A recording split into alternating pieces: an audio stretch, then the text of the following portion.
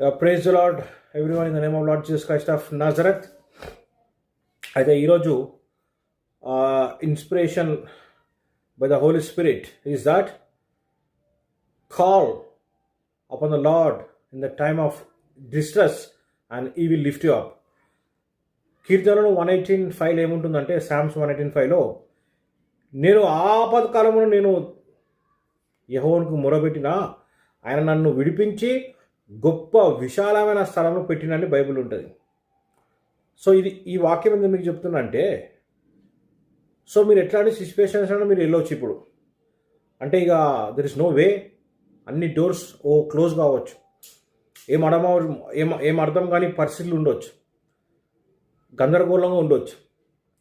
దాని మీద నుంచి మీ మనసు చేసి యేసు వైపు పెట్టి మీరు ఆయనకు మొరబెడితే he will lift you up.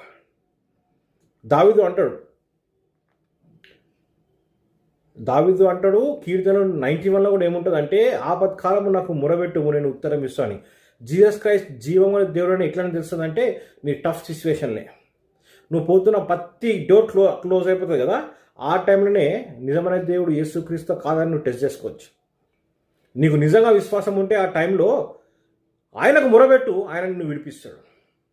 అప్పుడు నీకు తెలుస్తుంది, అమ్మా యేసయ్య నిజమైన దేవుడు, is a real God.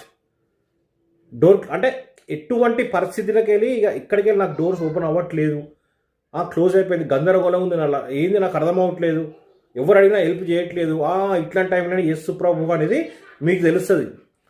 You can know Jesus is alive. So call to the lord Jesus Christ in your distress. He will bring you out and He will keep you in a large place. So do not be discouraged. Call unto the Lord in the time of trouble. He will deliver you and keep you safe.